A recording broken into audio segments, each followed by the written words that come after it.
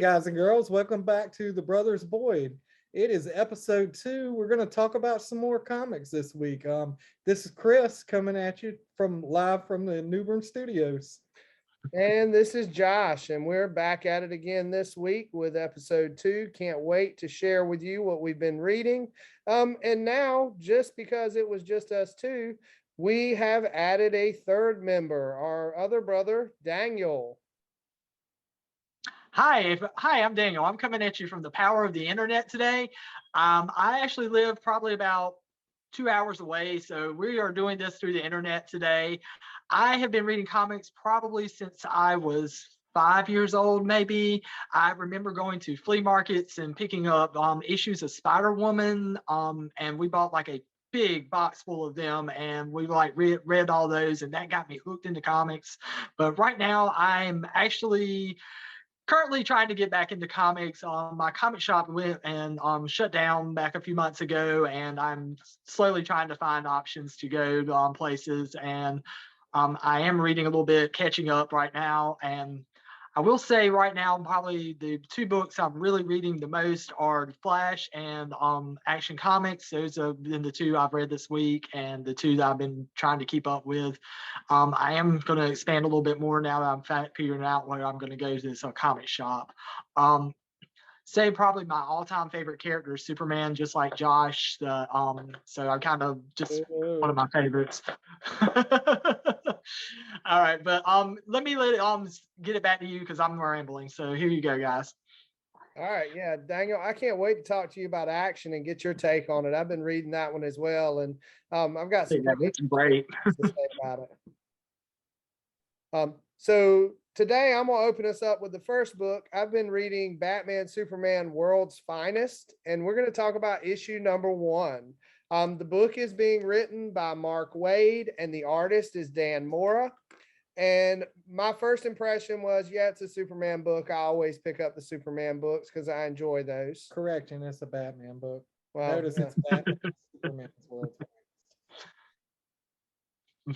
Yeah, well, it is Batman Superman, but it does feel like the good old comics we used to read as kids. It has that style.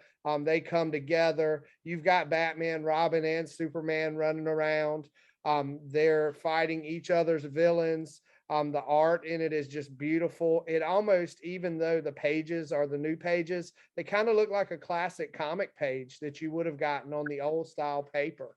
The colors are vibrant. It's got a subtle hue that is a little dark, but also bright because it does have both Superman and Batman in it.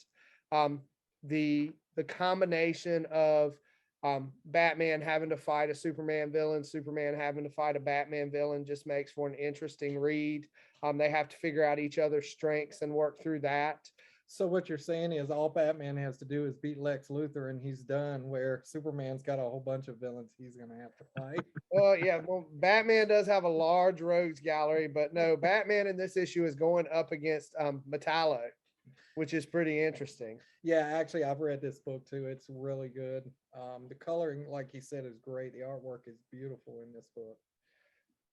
We get several flashbacks in this. It goes back and forth, and it even shows us the first meeting of Superman and Batman together, where they step in. And I think probably my favorite part of this issue is when they're going in and the Penguin has kidnapped Robin, and he comes up and he tries to attack Batman, and they've worked together. And when he shoots Batman with the fire, he shoots, the bat suit burns off, and it's actually Superman standing there. So Superman has been the foil to trick him long enough for Batman to free Robin.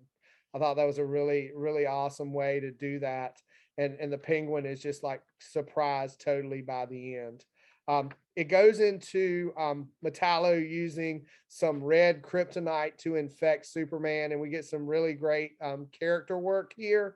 And I won't spoil it, but you do get a big guest shot at the end coming in to try and help Batman and Robin cure Superman of this ailment that he's hit with because of the red kryptonite. Yeah, really good, really good. I think Josh has already read issue 2. I've got it sitting at the house waiting to read it.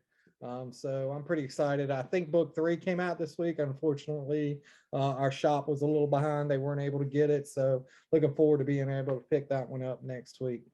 All Yes. right, I'm going to transition on over to some Marvel. I talked last time we were on here about Hulk, and I actually am going to talk about a series of crossovers that Donny Cates is doing called Hulk versus Thor Banner of War. I picked this book up last week and just finished reading Hulk number 6. And at the end of Hulk number 6, he had an object flying through a portal coming at him. And what you discovered at the end of the book was it was Mjolnir, of course, because Hulk versus Thor, right? So this book starts out with actually the Watcher, which is pretty awesome because I mean you can't have Marvel without the Watcher, right? And he talks about the war that we're getting ready to see in this crossover issues. There's going to be 5 total issues, and the book I'm talking about today is called Hulk versus Thor: Banner of War Alpha. And so what we see is Thor actually confronting Hulk about something that gets talked about in Hulk number 1. And what happened there was apparently 17 people were killed in the desert, the western part of the United States, and Hulk was to blame. But he said he didn't do it, and that's the reason why he left Earth, because the Avengers were looking to take him out basically for killing these people. But apparently he didn't, and maybe we'll find out more about it in this story. But as you go through this book, you see Hulk and Thor drop out of the portal into a world which I can only describe as like cartoon land. I mean, I'm pretty sure in some of these pictures I can see Princess, is it Bubblegum, Princess Josh? Bubblegum from Adventure Time. I also see like a cow from an old Disney cartoon. Yeah. Not sure how that got in there, but really cool. Artwork is really good. This is written by Donny Cates. I forgot to mention that. And the artwork is done by Martin Cocolo.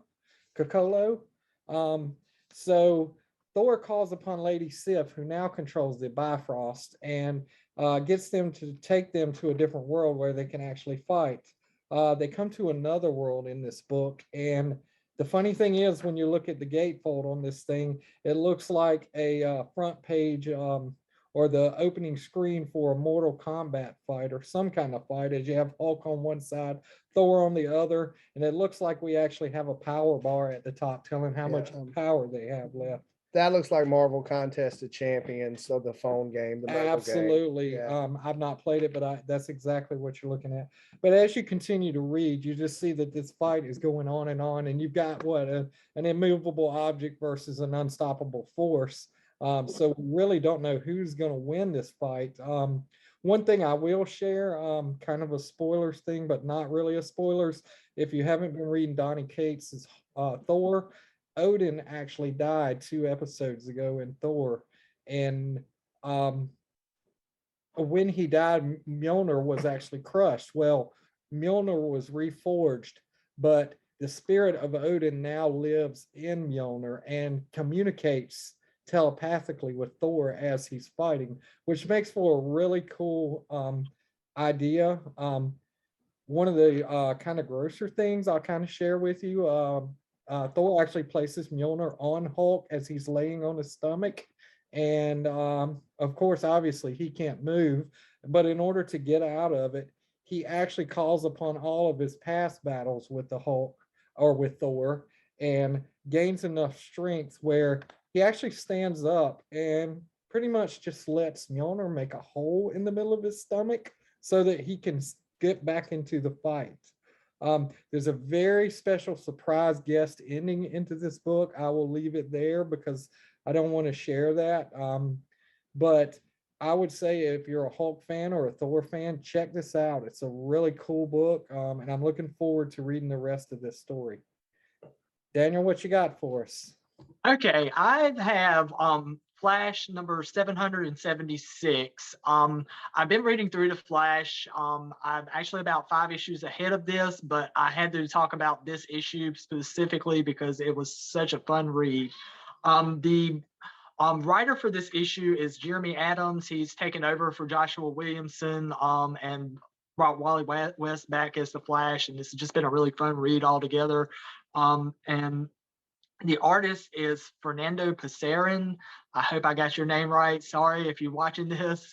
Um, but this was just a really fun issue. It starts off with the Flash and Dr. Fate entering into what's called the second dimension.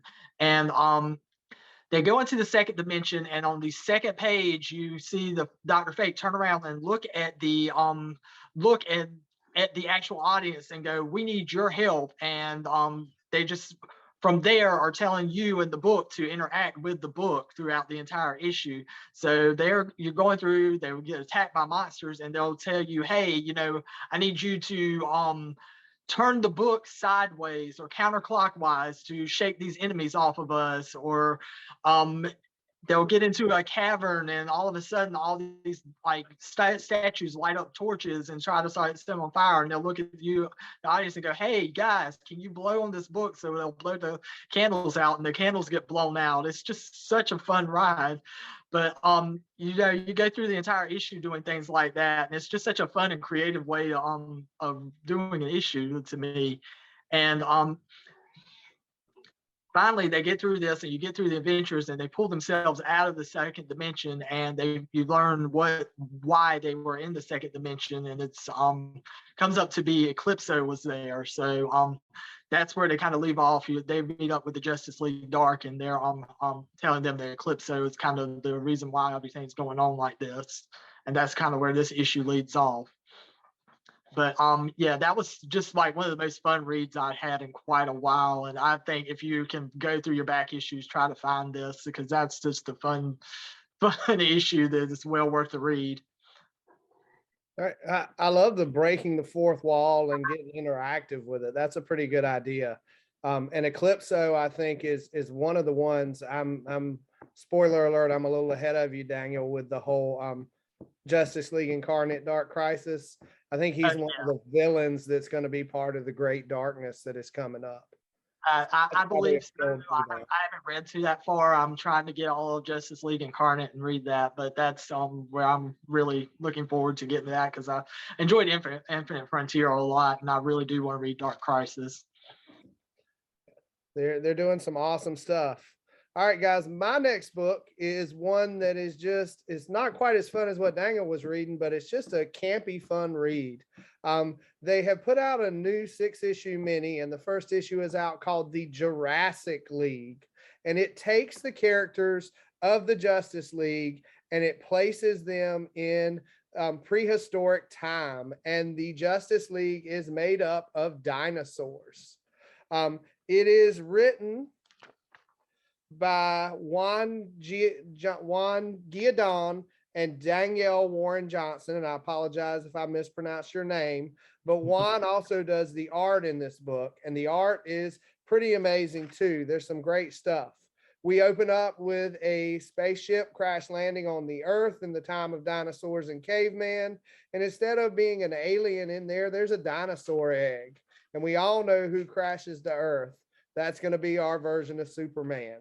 And then we jump right over to Batman, who is I want to say almost like a crocodile type dinosaur. It never really gives us his species, but he is out there hunting, and he's looking for someone who has shown up. And when he finally finds them in a cave, it is the Joker Zard, and it is a dinosaur with bright green hair, pink, white makeup, and red mouth smile, going just like the Joker. We get a battle between these two, and the Joker Zard gets away. There is a little caveman boy who is saved by Batman, and I kind of feel like they're going to turn that little caveman boy into his Robin. That we're going to get a bat lizard or a bat sore and Robin cave boy going on here in the book. I mean, like I said, it's pretty campy, but it's actually a really great story. And I was actually shocked at like the battle between the Joker Zard and the bat dinosaur. The guts and blood they were showing in there was a little bit more than I was expecting. We jump over to a group of fishermen cavemen being attacked by Black Mantosaurus, and it's a black manta who comes out of the ocean and is attacking people and capturing them, but he is then attacked by a bunch of other sea creatures who come up with and once again, an alligator crocodile style looking dinosaur with a almost a dolphin fin at the back for his tail. But the interesting thing is his color scheme. He's orange on the top and green on the bottom. So you know you got Aquasaurus coming at you. We move on from there to Trimascuria, where all of the all of the Triceratops live, and we meet a Triceratops who is having these visions about these groups. And there's lady Triceratops. Yes, yeah, probably all lady Triceratops, as I'm sure. But yeah, they in you see her having a vision, and you have a version of the Justice League with dinosaurs in her vision. She goes on, and her mother tells her about the time they defeated Ares, the dinosaur who was the god of war. And she becomes Wonder Dawn, and she flies away from Trimascuria on a pterodactyl. And we roll back to Metrogopolis, where we're introduced to Super Sor. That egg that hatched back in the beginning was raised by two caveman parents, and he is now working to build a city for these cavemen where they're living together, and he's helping them out. We're left at the end of the issue with an attack on the city of Megatropolis from Giganta and Brontosaurus. So we get villain version dinosaurs that are coming after them, and that's where they leave us off in this issue. I can't wait to see where they go from here.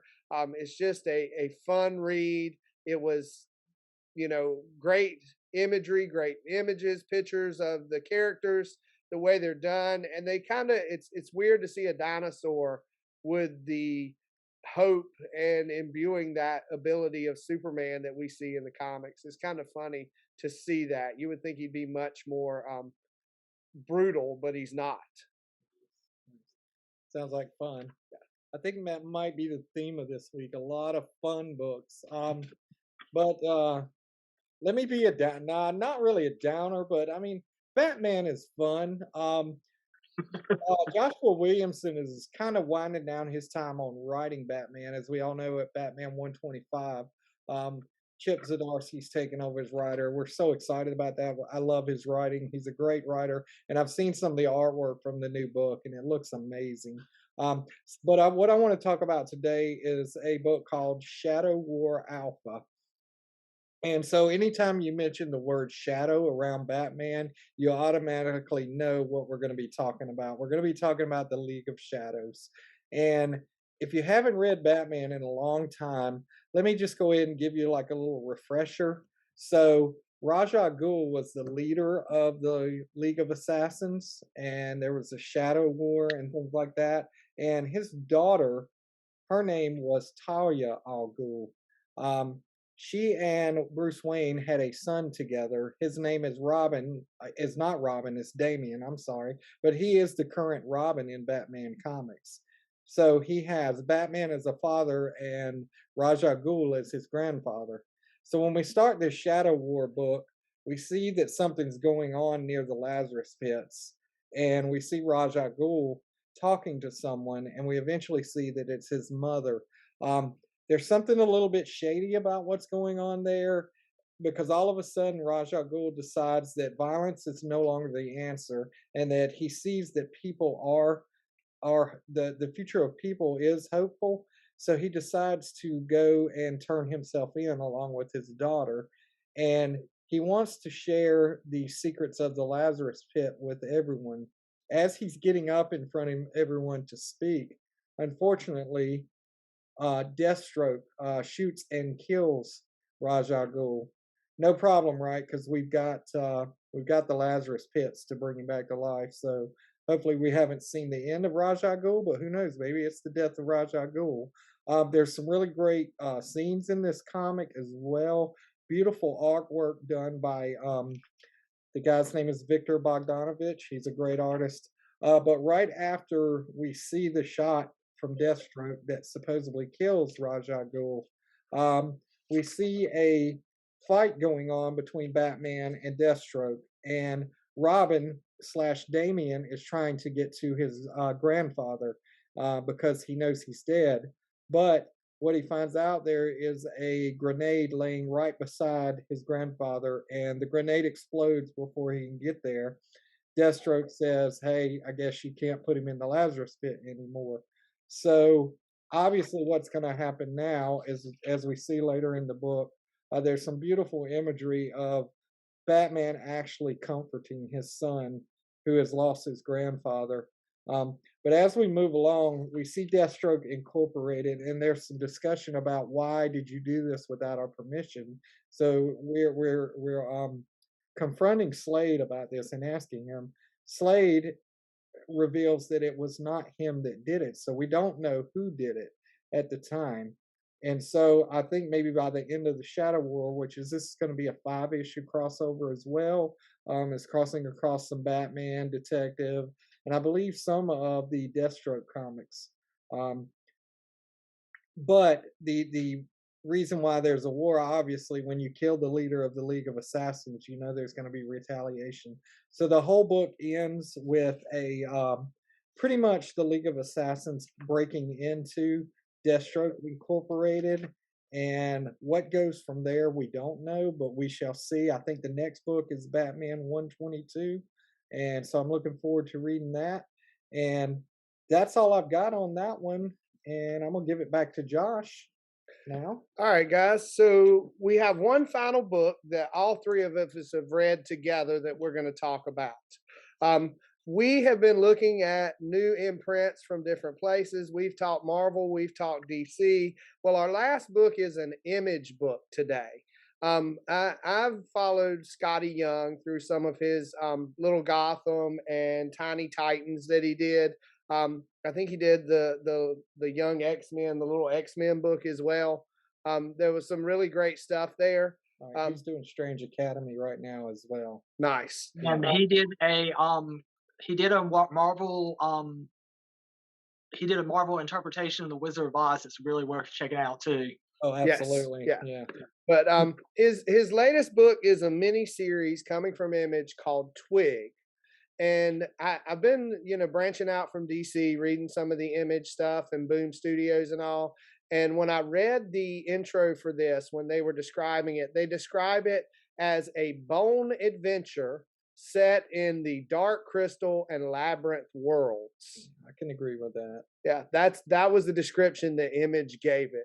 Now, if you know, I immediately got my own vibes from reading this. yeah, Jeff Smith's Bone is one of those great books if you've never had a chance to read. It's a great adventure series. And then Labyrinth and Dark Crystal were some of my favorite movies growing up. So it really intrigued me and brought me in. How can you not like David Bowie? Yeah, exactly. The character of Twig is this cute little blue guy. He reminds me of a Muppet with a twig growing out of his head. Absolutely, and he has a little friend. His name is Splat. Yes, and Splat basically says the things that everyone wants to say, but they shouldn't say them. So it's kind of like your conscience speaking to you inside the voice. As we move forward, kind of telling you about this book, we would be remorse not to mention the artist. His name is Kyle Strom, and this is one of the most beautiful books that I have seen drawn in quite some time. There's just some freshness and brightness and pop to the color that everything feels like an animation cell. It does. Absolutely. There's a beautiful gatefold of like the tree that plays an integral part in. Actually, I think it's a mountain. I'm sorry, it's a mountain, and it's called Mount Goofin, and I'm sorry if I pronounced that wrong, but just the artistry as it crosses 2 pages of the comic is just amazing. Yes. And so my overall thoughts on the book, I'll kind of give a little overall thoughts. The thing that I love about this book is everyone can read it from 5 to 505. Yeah. It's a beautifully written, very simple story, beautiful fantasy story. That when I put down, I was kind of sad that I didn't have another issue to read because It's just really good. Josh, what are your takes on it? I agree with you there, man. I was sad, for this one. I wanted to read it because I was excited to see the artwork and to get into it. But I kind of have wished I'd waited till all the issues were out so I could read it all at once. I'm sure when the next issue comes out, I'll probably go back through this one again before I start reading the second one. Um, the character of Twig and Splat are integral to the story, but I kind of feel like the world that they're in is a character in the story as well. The beautiful images that you see as he's going on this journey, traveling across this world, just kind of it lights up the room. I mean, it makes for a great story, and it really sucks you in. Daniel, Okay. kind of give us a take. What your take is on this? I think it's like a fantastic story. It's really simple. It's the old good old hero's journey story, really. It's the basically the reluctant hero who wants to be a chef, but he feels compelled to have to go out because his father passed away under some kind of circumstances, and this is just really the beginning of opening the brave new world to him, and that's always just such a fun read to me. I mean, it's very, very universal and it's been told many times over, but I think the artwork and the world that they're building here is just like makes it so compelling to really want to read more and see more of this. It's definitely one of those books where when you read it, I could see this being made into an animated film or even a series. One of those that Definitely. pops off the page. Absolutely. Just make sure the right person's making it so we don't Yes. screw it up. Yes. Yes. I'm very excited to have this in my collection. It's really good. I'm so excited. I can't wait to own all 5 issues, and would love to go to a con someday and meet Scotty Young and maybe have him sign the first issue. Yeah, That would be because super awesome. yeah, my first issue is the Scotty Young variant cover, if you can see on the screen. Yep. It's pretty awesome. I actually have the same copy as well. Unfortunately, I was not able to get the Peach Momoko cover, but if I ever find it somewhere, me and Peach, I'm gonna Yes. buy it somehow. Oh, definitely. All right, guys, I want to say thank you guys for joining us this week. That's all we have for you today. If you'll do us a favor, and if you see something you want us to talk about in your local shop, add it to the comments. Let us know about it. And make sure to like and subscribe. Smash those buttons like the Hulk would smash them.